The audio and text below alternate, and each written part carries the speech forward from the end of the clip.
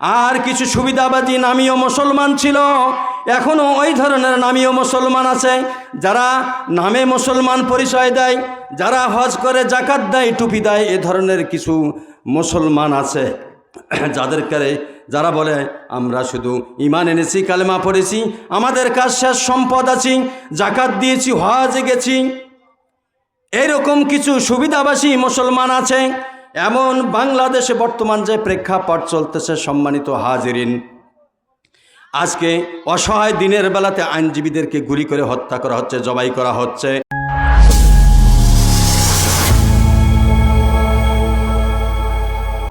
বিশ্বনবী মুহাম্মদুর রাসূলুল্লাহ সাল্লাল্লাহু আলাইহি সাল্লাম যখন মক্কা সহ মদিনায় অসংখ্য কাফির মুশরিকদের কাছে এই কোরআনের দাওয়াত নিয়ে যায়, এমনভাবে বিশ্বনবী মুহাম্মদুর রাসূলুল্লাহ সাল্লাল্লাহু আলাইহি সাল্লামকে কাফির মুশরিকরা তখন হত্যার ষড়যন্ত্র করার পরিকল্পনা করল, ঠিক কিনা?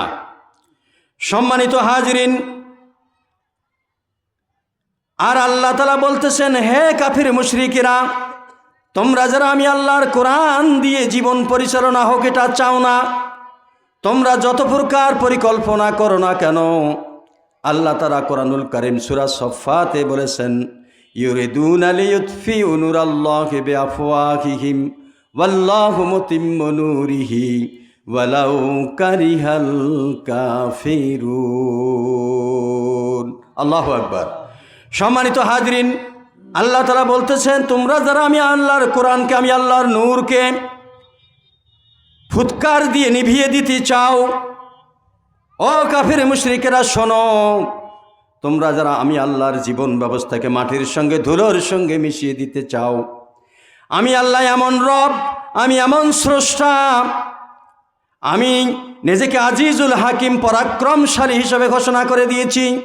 ও কাফের মুশরিকেরা শোনো, তোমরা যারা আমি আল্লাহর নূরকে নির্বাপিত করতে চাও, নূরকে নিভিয়ে দিতে চাও ফুৎকারের সহিত, আমি আল্লাহ সেইখানে, সেই সমাজে, সেই ব্যক্তির মাঝে, সেই পরিবারের মধ্যে, সেই সমাজের মধ্যে, সেই রাষ্ট্রের মাধ্যমে আমি আল্লাহ তাআলা, আল্লাহ সুবহানাহু ওয়া তাআলা আমার নূরকে প্রজ্বলিত করে ছাড়ব। সুবহানাল্লাহ। সম্মানিত হাজিরিন, এজন্য আল্লাহ কোরআনুল কারীমের মধ্যে আরো বলেছেন, হে মানব সভ্যতা, হে কাফের মুশরিকেরা, তোমরা কি ষড়যন্ত্র জানো, কি মক্কর জানো? তোমাদের মক্কর, তোমাদের পরিকল্পনা যেখানে শেষ, তোমাদের চালাকি, তোমাদের কৌশল যেখানে শেষ হয়ে যাবে, আমি আল্লাহ এমন রব, মাকারু ওয়া মাকারুল্লাহি ওয়াল্লাহু খায়রুল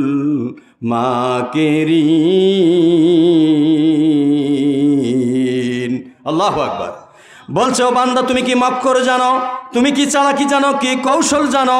তোমার চালাকি, তোমার মক্কর, তোমার কৌশল যেখানে শেষ হয়ে যাবে, ওয়াল্লাহু খায়রুল মাকিরিন, আমি আল্লাহর কৌশল, আমি আল্লাহর মক্কর, আমি আল্লাহর ক্ষমতা সেখান থেকে শুরু হয়ে যাবে। আল্লাহু আকবার।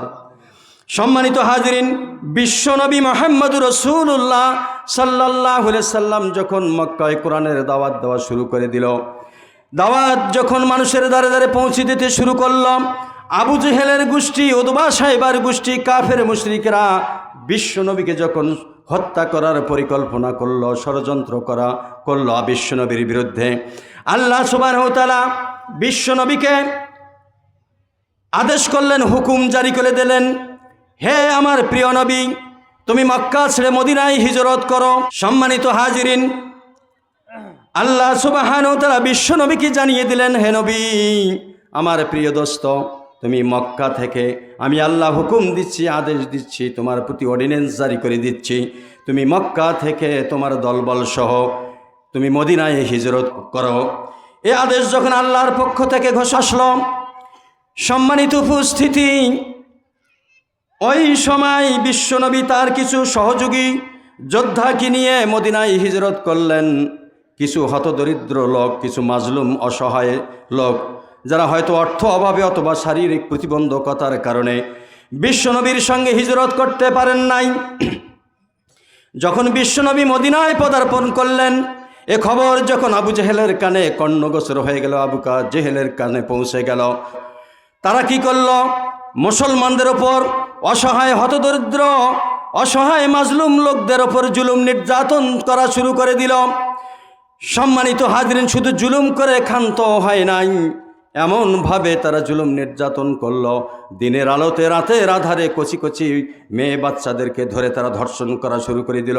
মা বোনদের, মুসলমানদের সামনে মা বোনদেরকে ধরে টেনে হেঁচড়ে ঘর থেকে বের করে নিয়ে যারা প্রকাশ্যে দিনের আলোতে রাতের আধারে তারা ধর্ষণ করা শুরু করে দিল।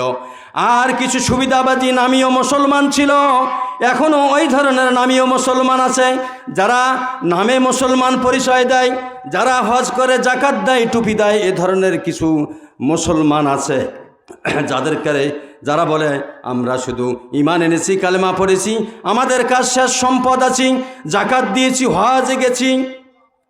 এরকম কিছু সুবিধাবাসী মুসলমান আছে। এমন বাংলাদেশে বর্তমান যে প্রেক্ষাপট চলতেছে, সম্মানিত হাজিরিন, আজকে অসহায় দিনের বেলাতে আইনজীবীদেরকে গুলি করে হত্যা করা হচ্ছে, জবাই করা হচ্ছে। বাংলাদেশের টেকনাফ টু তেঁতুলিয়া, রূপসা থেকে পাথুরিয়া অসংখ্য মা বোনদেরকে কিডন্যাপ করা হচ্ছে, জ্ঞানীগুণীদেরকে ধরে নিয়ে যাওয়া হচ্ছে, অনেক আলেম ওলামাদেরকে ধরে ধরে গুম করা হচ্ছে। আজ বিশ্ব সমাজ, বিশ্ব মুসলিম নীরব নিস্তব্ধ ভূমিকা পালন করতেছে কিনা বলেন তো?